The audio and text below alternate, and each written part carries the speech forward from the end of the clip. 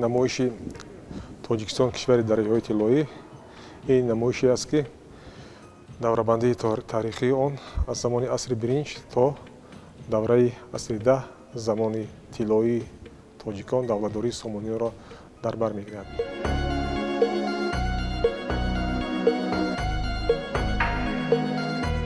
албатта аввалин ёдгорӣ ё худ бозёфте ки деҳшаҳри Саразро муаррифӣ мекунад, ин табари биринҷӣ аст, ки соли 1976 аз ҷониби Ашуралӣ Тайлонов пайдо шудааст ва имрӯз дар ин намоишгоҳ имо ба маърази тамошо гузошта шудааст. Аслан экспонатҳое, ки дар гӯшаи асри биринҷи намоиш гузошта шудаанд, бозгӯкунандаи фарҳанг, тамаддун, осори ҳунармандии ҳамин айём мебошад.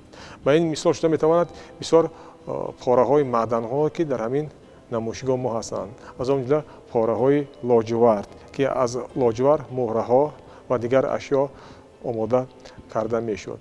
Ҳамзамон дар намоиши имрӯза бисёр муҳрҳои гилӣ ҳастанд, ки аз гил омода шудаанд ва дар бораи коргузории ҳамон айём гувоҳӣ медиҳанд. Дар ин қисмати намоиш сарнайзаҳо, дукҳои биринҷӣ, ҳамзамон сӯзанҳои биринҷӣ ба намоиш гузошта шудаанд ва дар бораи ҳамин айём маълумот медиҳанд.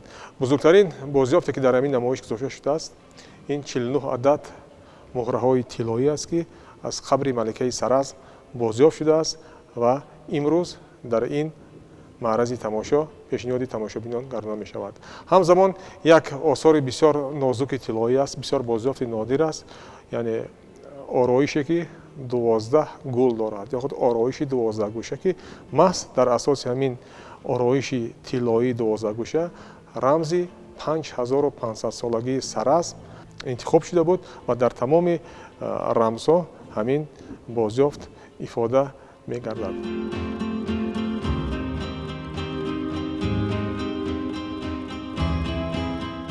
дар ин гӯшаи намоишӣ боз гузошта шудааст косае, ки аз санги мармар омода шудааст ва дар бораи ҳунари аҷдодони мо дар аҳди биринҷ гувоҳӣ медиҳад. Ҳамчун ду амуди салтанат, ду шакли амуди салтанат низ дар маърази тамошо гузошта шудааст.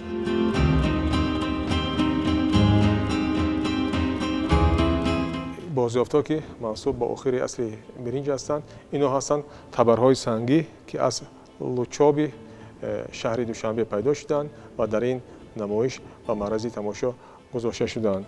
Ҳамзамон бисёр бутакҳо, осори гилӣ ё худ терракотаҳо дар намоиш гузошта шудаанд.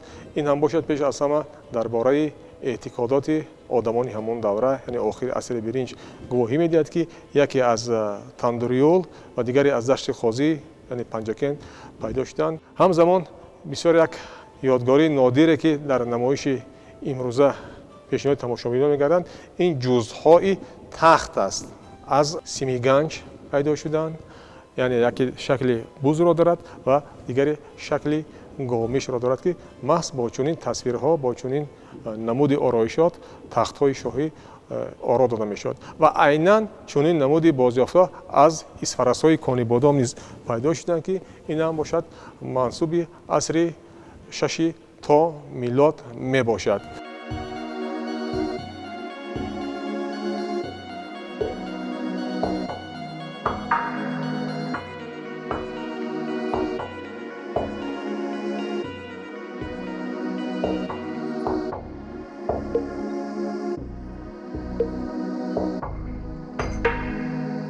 давраи дигар маҳз бахшида шуданд ба бозёфтҳои давлатдории ҳахоманишо ва пеш аз ҳама ҳаминро таъкид кардан дар кор аст, ки ин давра бо اعلامیه کوروش کبیر فرق میکند و در نمایش امروزه ما نسخه اعلامیه کوروش کبیر به معرض تماشا گذاشته شده است که این اعلامیه نسخه اصل است.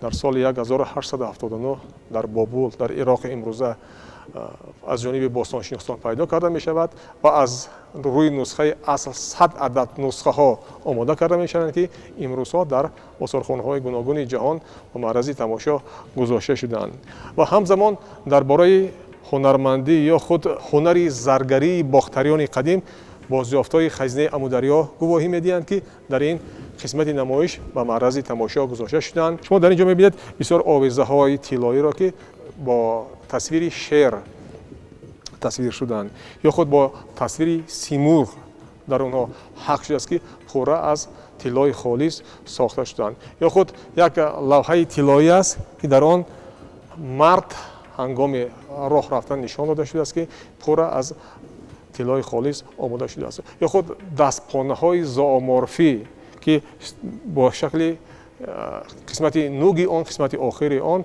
در شکل سری مار ساخته شده است که یعنی طبق مفکوره اون دوره صاحب همین دستپانه هم عقلی تیز و هوش و با ادراک باشد با همین مضمون ظرف‌های زومورفی یا خود آرایشات زومورفی آرا داده میشد.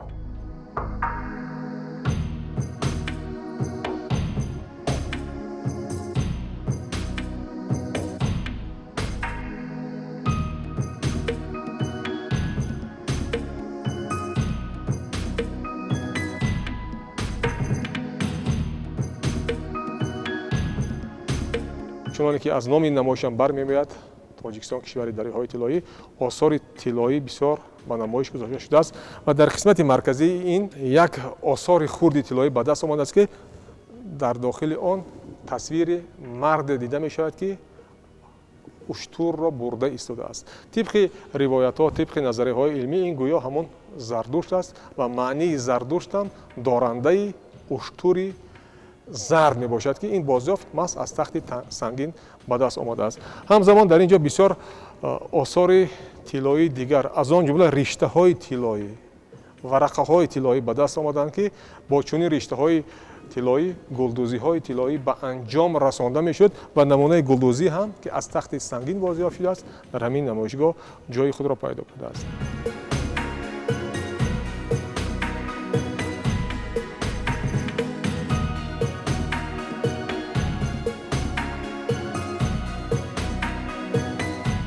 یادگاری تخت سنگین که ما درباره بازیافتن آن حرف میزنیم و در سالهای 2022 2023 2500 سالگی آن به فهرست جشنواره‌های یونسکو شامل شده است. البته این سنه بیهوده نیست زیرا که در برابر دیگر آثار به دست آمده آثاری که از استخوان فیل از عاج آماده شده است و از تخت سنگین بازیافت شده است در همین نمایش دیده می شود.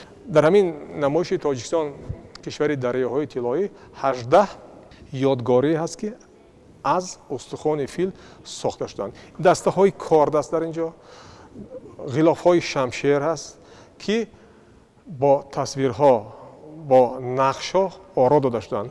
مثلا تصویری هست در شکل کنتاور یعنی مخلوقی که تا نصف انسان است و تا نصف دیگر به عنوان جانور دیگر شباهت دارد. غیر از این در غلاف شمشیر دیده می شود که از عاج استخوان فیل آماده شده است و در خود همین غلاف که محض برای سلاح جنگی اکینک آماده شده است تصویری شیر دیده می شود که صید خود را شکار نموده ایستاده است. بسیار دسته های کار هستند که در آن مجسمه ها تصویر مجسمه هرکل و سیلین دیده می شود رقم 18. همزمان از تخت سنگین بسیار هیکل ها مجسمه ها به دست آمدند که امروز در این نمایشگاه ما به معرض تماشا گذاشته شدند. از آن جمله دو هیکل یا خود دو نیم پیکره که در نمایش ما است و از گیل آماده شده است.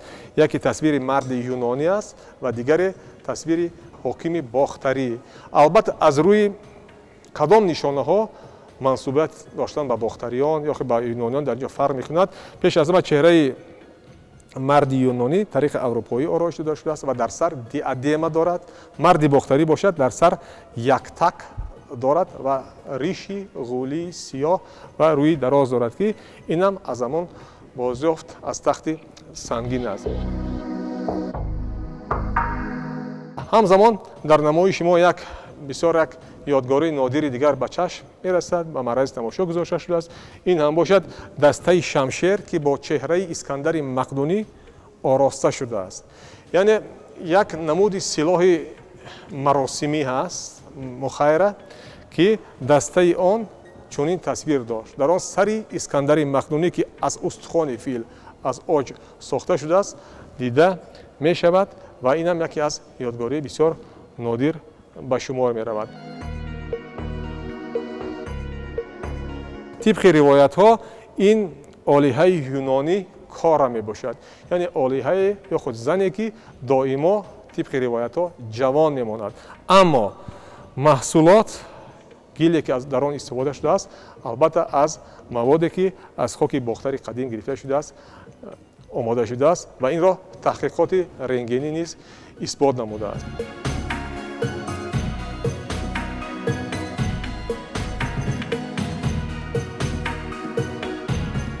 бисёр деворнигорҳо дида мешаванд аз панҷакенти қадим. аслан гӯем панҷакенти қадим ки онро дар таърих бо номи Помпеи Шарқам ёд мекунанд, бо ҳамин тасвирҳои рӯйдевории худ фарқ мекунад ва ин тасвире ки дар ин ҷо дида мешавад номгузорӣ мешавад дар адабиёти илмӣ бо номи саҳнаи ҷашни Наврӯз. хуб дар ин ҷо шумо нигоҳ кунед ки дар ин деворнигорҳо ки аз панҷакенти қадим бозёб шудааст, 3 нафар марди ашрофзода бо сару либоси фохира дида мешаванд ки дар даст ҷомҳои тилло доранд ва дар даст шохаи шукуфтаи бодом доранд. ва маҳз аз рӯи ҳамин аломатҳо муҳаққиқон ба хулосае омаданд ки ин лаҳзаи ҷашни ё худ таҷлили Наврӯз аст. ва дар зери пои онҳо қолинчае дида мешавад ки рангҳои сурху нилобӣ дорад ва ин бозёфтам мансуб аст ба панҷакенти қадим. ва умуман дар бозёфтҳои рӯйдевории панҷакенти қадим бисёр тасвири лолаҳо дида мешаванд. масалан чунин тасвири лола дар соли 1960 ҳам пайдо шуда буд, дар соли 2002 ҳам пайдо шуда буд, дар соли 2012 ҳам низ аз ҳамин панҷакенти қадим ба даст омад. албатта лола ин рамзи эҳёи табиат аст, зиндашавии табиат аст ки бештар бо чунин рамзи лола қисмати поёнии хонаҳо, манзилҳо оро дода мешуд. ба хотири оне ки бошандагон, сокинони ҳамин хона доимо сарсабз, хуррам, тандуруст бошанд. яъне як маънии рамзиро низ ифода мекунад. боз ҳам ҳастанд тасвирҳо аз панҷакенти қадим, тасвирҳои рӯйдеворӣ. деворнигор аст бо тасвири олиҳаи чордаста. ва як нуқта ногуфта намонад ки сирри он рангҳое ки ҳангоми навиштани ҳамин тасвирҳо истифода шудааст, яъне ҳамин рангҳо чӣ гуна дар таркибаш чӣ гуна то ҳозир ба мо пурра маълум нест ва бо вуҷуди 1200 сол 1300 сол ин аксҳо ин тасвирҳои рӯйдеворӣ то мо омада расидаанд. бисёр ёдгории нодире ки аз панҷакенти қадим ба даст омадааст, ин саҳнаи шикор номгузорӣ шудааст. шумо дар ин ҷо мебинед ки марди савораро ки дар миён шамшер дорад, пойҳои аспаш намоён аст ва саги тозӣ ё худ саги шикорие ки ҳангоми шикор аз он шикорчиён истифода мебурданд. ин бисёр маънии чуқур дорад ки зеро дар шарқ низ чунин навъи шикор дар аҳди қадим дар асрҳои 6 ва 7 милодӣ роиҷ будааст ва шоҳиди ин гуфтаҳо албатта тасвирҳои рӯйдевории панҷакенти қадим мебошад.